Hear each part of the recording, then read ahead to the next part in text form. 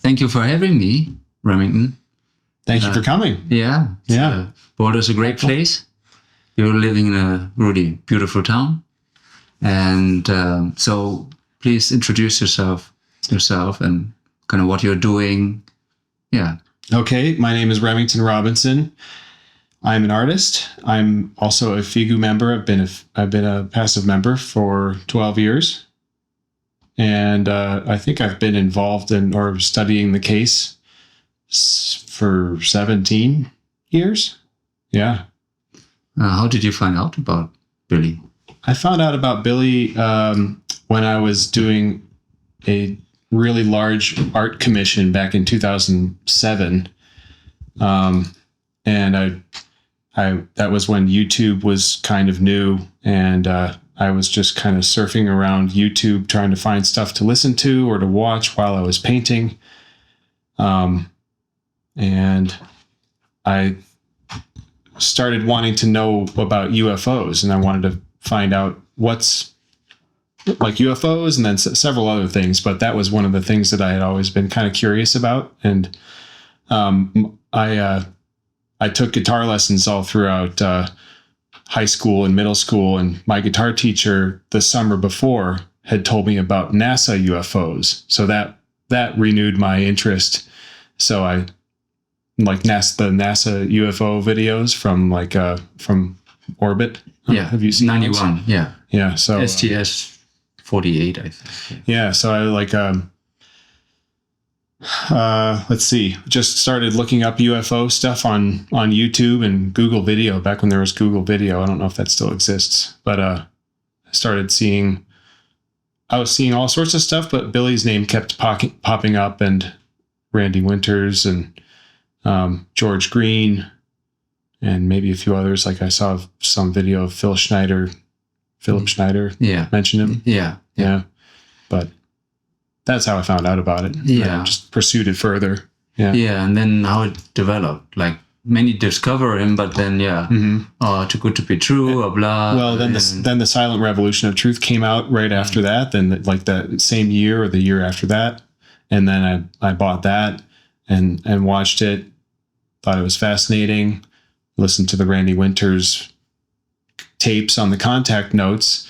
And then I thought, well, I would like to actually read the contact notes instead of just listening to what this guy has to say, because it sounds like he's maybe sprinkling in some of his own opinions and whatnot. So I found Future of Mankind website sometime in 2008, probably, maybe 08, 09, and started just reading contact reports and reading anything I could find. And because there's real substance to the material, it's not just about the UFO pictures and the story, it's about the message and the whole spiritual teaching, which has been updated to be called the creation energy teaching.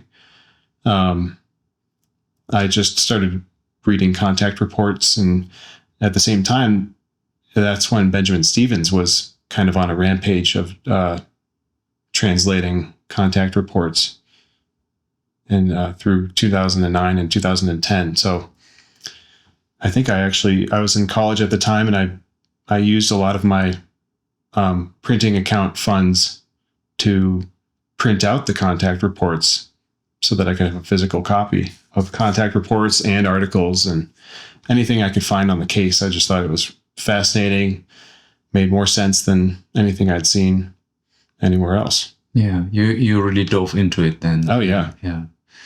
And then when did you decide to go to Hinterschmidt-Rüti?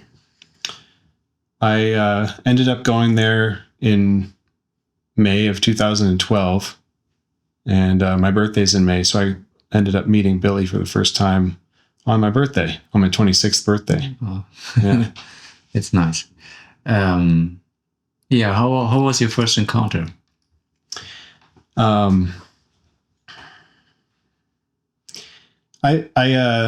was probably a little bit, like we were talking earlier, like maybe a little bit boisterous with, just kind of butted myself into a genuine interaction he was having with some other people that I might have recognized one of them, but before before I went up, I saw him and I saw these other people, and I saw him give a really genuine and heartwarming hug to this person. And that was like, I don't know, that just struck me in a way that like, this guy has really solid connections with people, and really there's a lot of just interconnectedness, it looked like, with just the personal relationships that he has with people, and that people seem to have at the center in general. But anyway, I just strolled right on up. I was at the back behind the kitchen at the center, and I just walked right up to all of them, and he looks over and he says, "Oh, hello." So, and I said, "Hi, my name's Rem." He says, "Oh, is that short for something?" And I said, "Remington." So I don't remember much more than that, but that's basically all it was. Yeah. Yeah. Yeah. So you worked in Hinterschmidt, Rudy, helped there, and then you came several times. Yeah. Well, the first time I was there, I think I was there for like 3 weeks. Yeah. Quite long. A while. Yeah. And then, I traveled around Europe with they were kind enough to let me leave my big suitcase there.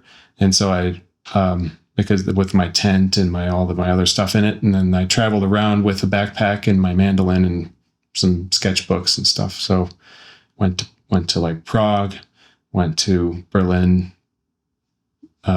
Paris for a moment, and dressed in Florence, Rome, kind of went all over, almost all over. That's not quite all over, but I went to a lot of different countries, and then ended at the center again, stayed there for another 3 or 4 days. And then that was the first trip. And then I went again in 2017 for a few days, and then in 2018 for maybe about a week. Yeah. Yeah. Yeah, I remember. That's when I just came there. Yeah. Yeah. And then you were able to talk to Willie, didn't you? Yeah, yeah. That was when he broke his arm, or his shoulder. Yeah. His shoulder was all shattered. And so we got to sit down, and I had short interactions with him here and there before other trips. But that time we got to sit down and talk for like at least an hour. Yeah. It's me and Billy, and Daniel Cooper was there too. Yeah. What did you talk about? I don't know. We just talked about all sorts of stuff. I mean, it was, just a normal conversation. It's pretty mundane. I think I took notes later of what we talked about, but I don't really remember anymore. Yeah. It was just a nice conversation. That is so typical. Me too, that I talked to him about something, and then a couple of weeks later, or sometimes just days later, what did he say again? It's like, and so I'm really happy when he gives me video interviews, so that it's recorded and also for other people to hear, because even if you heard and talked to him, there's so often that it happens that it just slips your mind or your consciousness so quickly. I think that one of the things that we talked about was that he told me that, I think he asked me if I had any pets, and I had 2 cats at the time. They're both dead now, but there were two kitties that used to live here. This is where I live. Yeah. But he said that he always wanted a pet gorilla, a pet tiger, and a pet wolf. And he said he got the gorilla for a little while. I didn't back in the 60s. Yeah. Oh, I didn't know that. Yeah. But then the authorities took it away. Yeah. Never got the tiger, never got the wolf. But I remembered that, and I made a little set of 3 paintings, and I think I don't know if they're still hanging at the center, but I sent them over there. Yeah. Yeah. Yeah. Pet tiger. That's quite something. It's been done. Yeah. Sure. Yeah. Mike Tyson, other people, Siegfried and Roy. But yeah, I'm sure he could have handled it, Yeah. Yeah. He had donkeys, I know. And then he was traveling with them in the Middle East. And I said, why did you have donkeys, And he said, yeah, I was just curious having animals and how they behave and what they're like. And so that was, at first I thought, oh, very amusing. But then I thought, oh, that's, you can learn a lot also from animals, not just from humans. It's like how fiercely animals defend their young ones or so, that's yeah. Well, like I was saying earlier, like he kind of struck me as in a way that he reminded me like a wild animal when I would observe him around the center. Yeah, and you told me that story. Please tell the story so that I can understand. Like after I met him the first time I was there, I just would be around the center working or like going one way or another, and just I would see him standing in different places and just either thinking or whatever, but he seemed always extremely present, just like any like if you see a deer in the woods and the deer is like completely alert and present in the moment,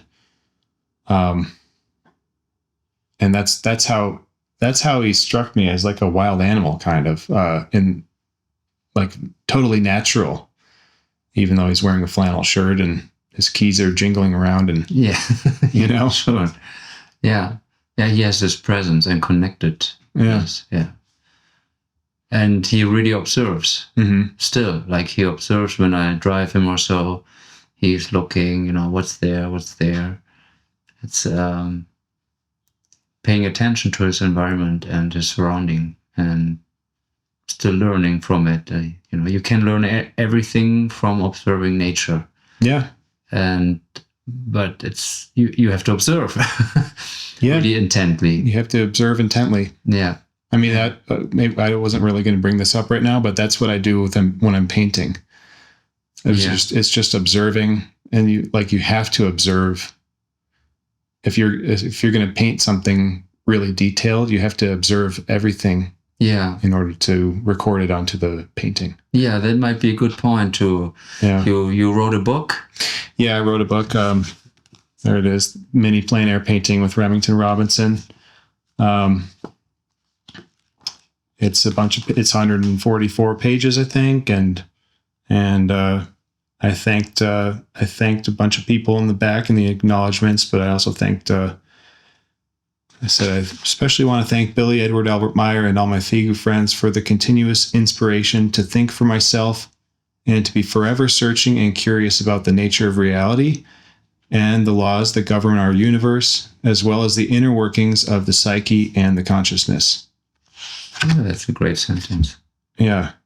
And then I also thanked myself in the book too, because maybe I'll just read this. Last but not least, this may sound strange.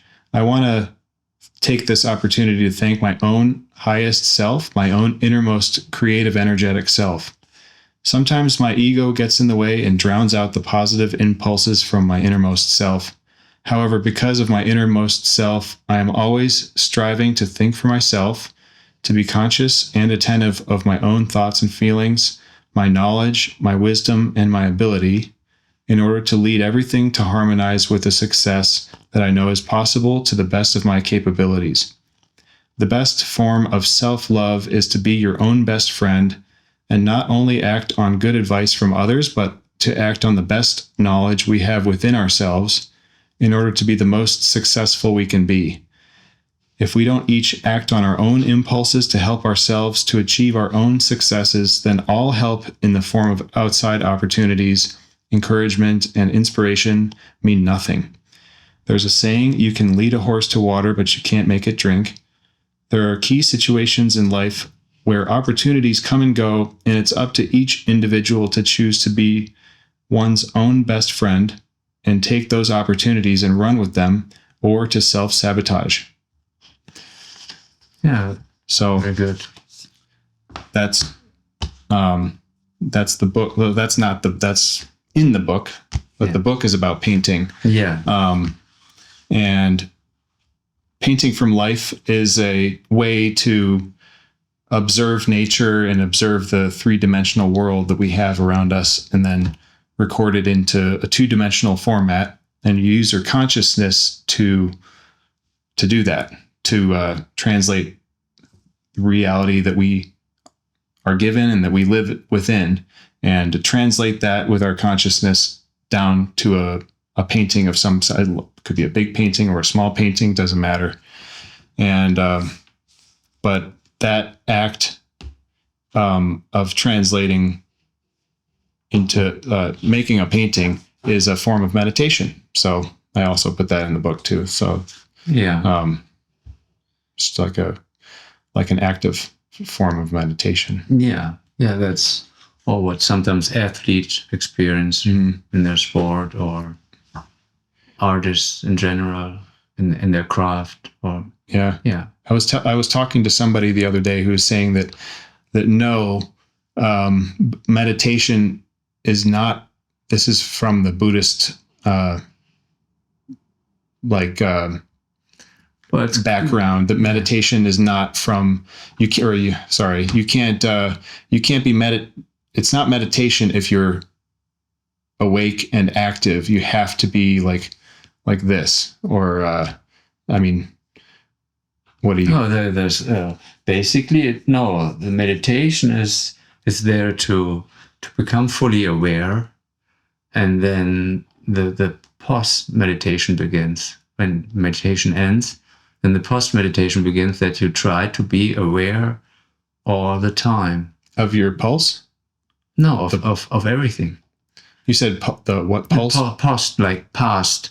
Oh. After the meditation, post meditation, post meditation. yeah, post meditation. So, and that is actually the real work then, that you try to apply what you've learned, or that you were really aware, bring it into your life, and then at some point that you keep that 24/7, and that's why is Billy not meditating with us, because he is always aware. Almost always. And even then in your sleep and so on, in your dreams, that you try to have lucid dreams and become more and more aware that you're dreaming and so on, bringing more and more awareness in your life, and not just for 20 minutes but then extend it, and then, but you have to then practice again, and then practice again, that you, but then that the post meditation becomes longer and longer. That's basically the idea. Yeah, and you don't want to just jump up and go and do other things as soon as you're done with the 20 minutes or however long you have set for your meditation. Depends, you can, but it's if you're aware, then it's okay, Yeah, okay. Yeah. You can jump up and go back to work and be fully aware. That is, or not, that doesn't, that's a matter of awareness, not of activity. So, Yeah. But in active life, it's more difficult.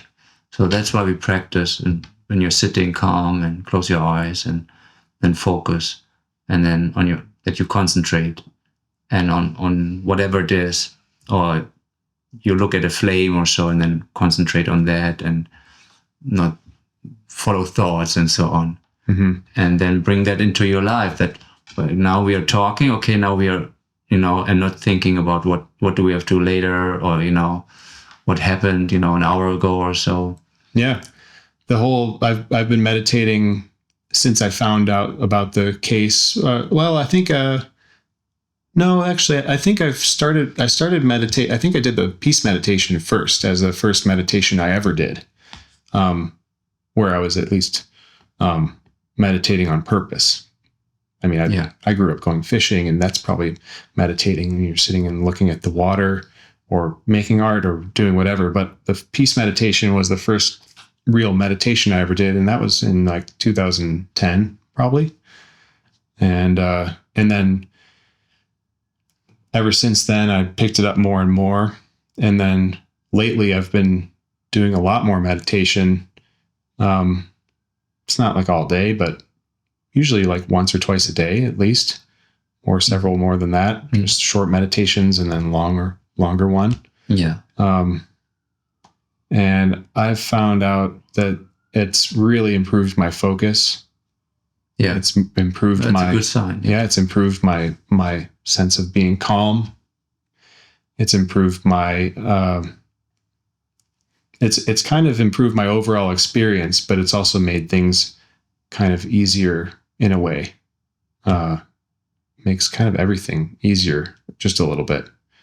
Yeah, the more relaxed you approach things, usually they go smoother and it's easier. And yeah, but everybody has to do it themselves, of course, you know. Yeah, put the effort in. And but also, like, when somebody is really agitated, then it might be better not to start meditating, but wait until you are kind of even ready for meditation, you know. Yeah. And I think the whole case and the whole teaching has improved my life immensely, because at the beginning I was kind of scattered. I had a ton of energy that I didn't know what to do with. I smoked a lot of pot. I drank alcohol. I actually don't do any of those things anymore. And that's all because of the teaching. That's all because of the teaching and everything. And it's the whole smoking the pot thing and smoking marijuana, whatever, smoking weed. I don't do that anymore. And I quit in 2010. And because I think I read in the contact reports, where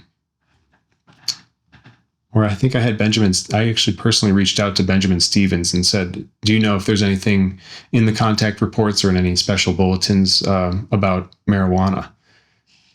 And that was, he translated, I think it was like Special Bulletin 67 or something.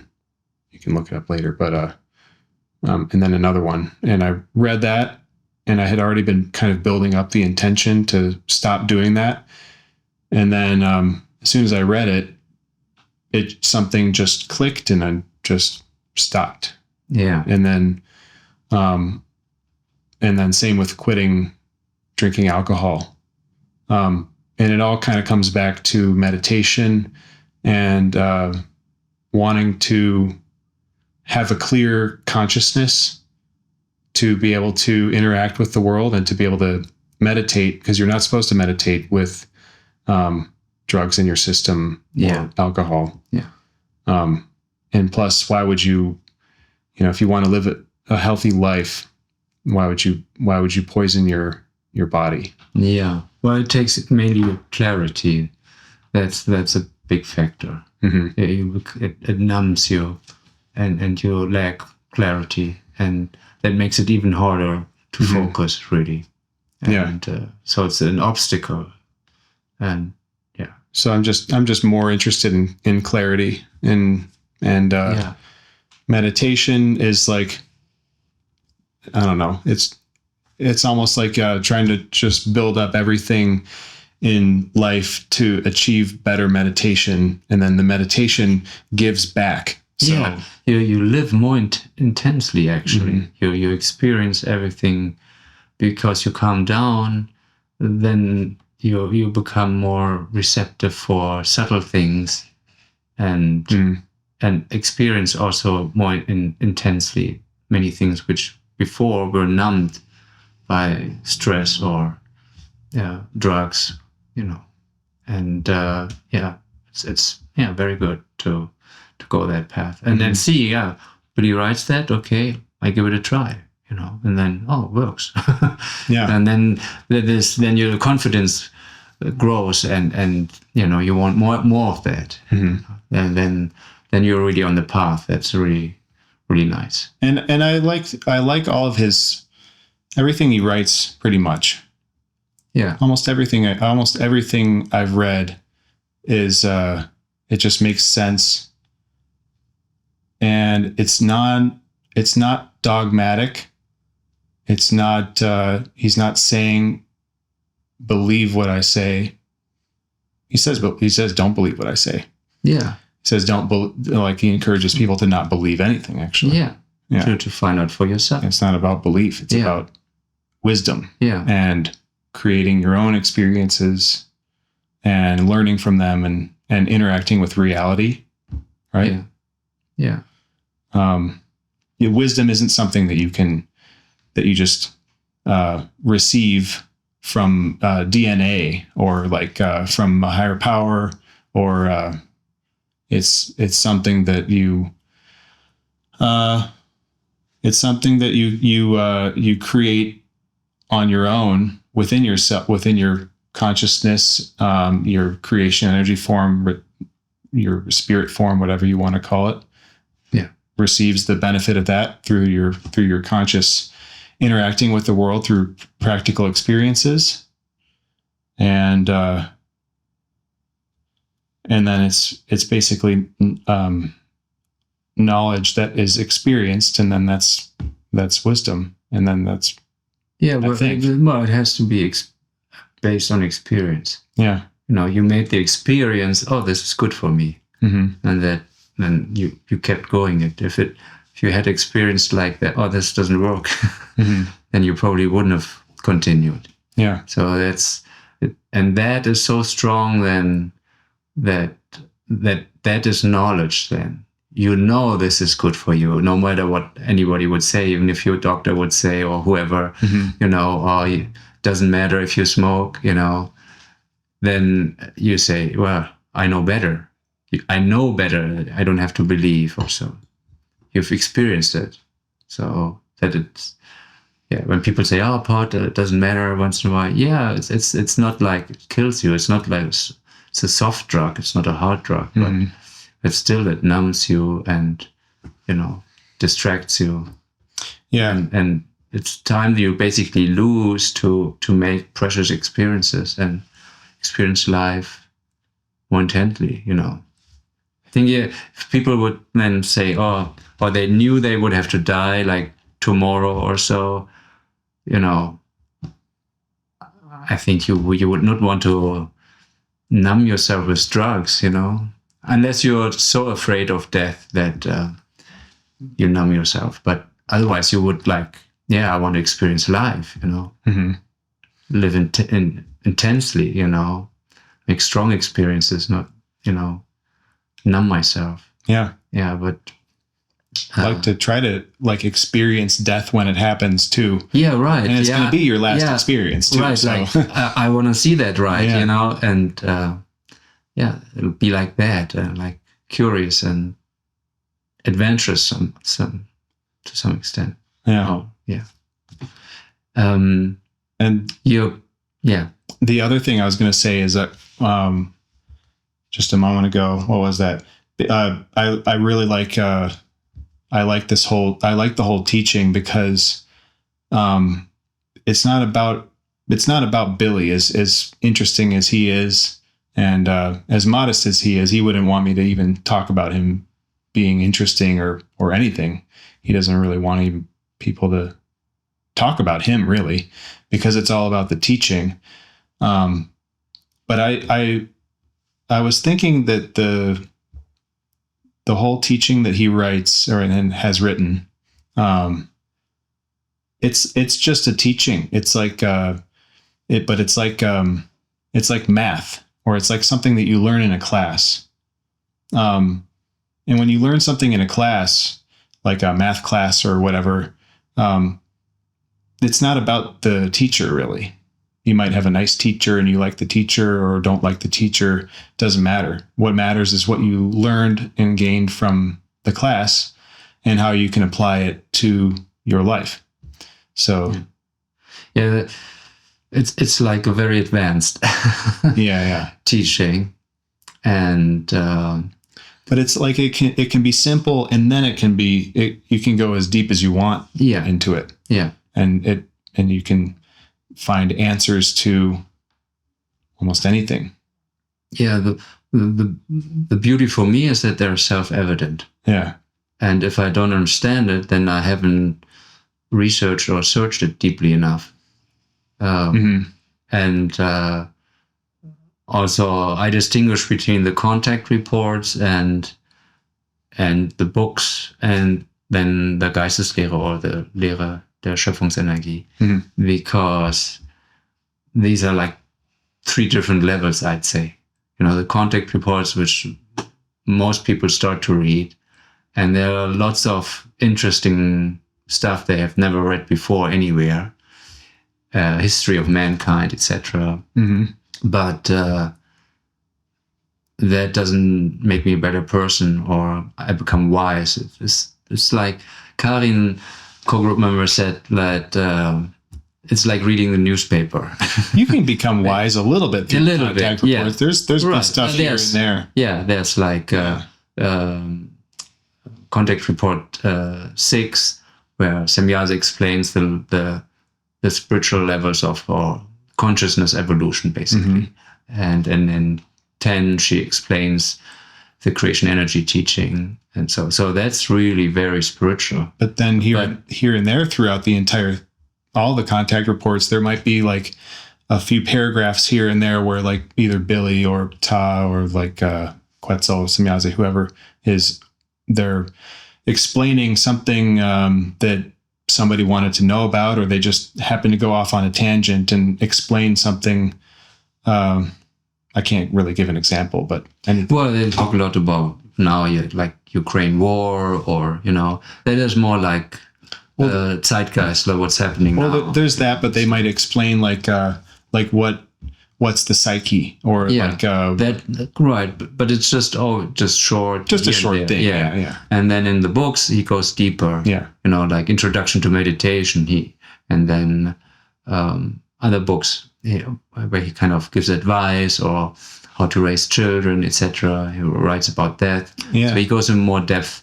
And then, but in the creation energy or Lehre der Schöpfungsenergie, the course, that's like really where you really learn and go even deeper than, and then also kind of have a homework kind of to do.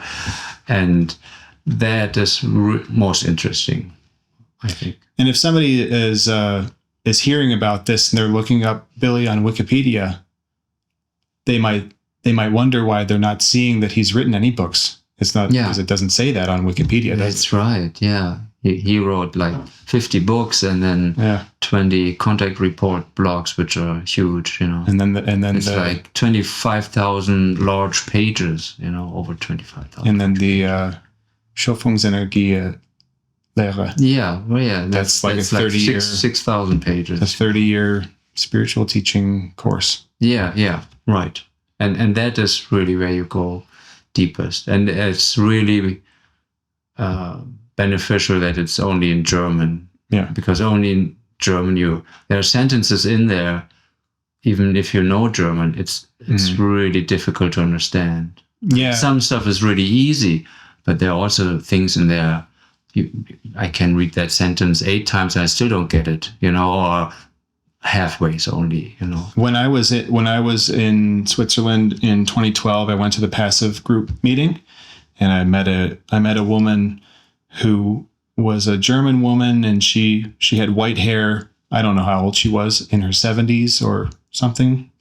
And she said that, and she spoke really well or really good English. But she said that even she had a hard time understanding Billy's writing. Sometimes he used words that she didn't understand, and she and sometimes he makes up words which don't exist. And how many words has he coined? Yeah, like quite a few, 10,000 or something. I don't know, but quite a few words he created. I think I read that it was something like 10,000 words or somewhere. Yeah, I don't think it's that much, but quite a few words he basically created. But if you know German, in most cases you understand right away. It's just put together from different words, and then okay, makes sense. Yeah. In the context of what he's writing. Yeah, your paintings are rather small. You also paint you have like an agreement with Billy that you're allowed to paint his photos. Sure. Yeah, I do have an agreement with him. He said that I can paint his photos as long as I don't manipulate them. Yeah. Or, make it look like they were hanging from models, or models hanging from a string, rather. Yeah. Or, what else did he say? I offered him compensation if I were to ever sell any of the paintings. And he said he doesn't require any financial compensation. Yeah. Turned it down. Yeah. Which it shows he's not in it for the money. Yeah. Right? Right. Yeah. So can you show us a few? Yeah, so here's one. Well, that are yours. Like you're also painting not just that, but maybe you show that first the ones you do. Okay. From Billy's photos. Yeah, So that's just. There's one. You can barely see the little beamship on there. What is this? This is Meier photo number 61, Berg Rumlikon, Yeah. June 14th, 1975. Yeah, that's Rumlikon. I've been to that place. Yeah. Yeah. Here's another one with his film camera. Yeah. Number 638. There's another one, and I have a big painting in my studio of that one. That's number 243. Yeah. And then here's a close-up of 243 of just the ship, as well as a close-up of another one, number 88. Yeah. Yeah, they are like what they like to use in lots of UFO documentaries, and like this here, it's like The X-Files. The X-Files, like, so maybe we can show here a little closer. So that's very focus? popular one Yeah. for in the UFO community, Mm-hmm. that they Show that one up close. Yeah, it's people can. So very small. But, About the size of a business card. yeah, right. Yeah. It's like I don't know how you do it to paint so detailed and so small, but it's it's really amazing. You're really an artist. And, Thank you. Yeah, show also the other ones. That's like that's San Francisco. San Francisco. Yeah, that's there's the focus. Oh, it's really Cable cars. Yeah. And then might as well show this one too. This is from the La Boca neighborhood in Buenos Aires, Argentina. Yeah.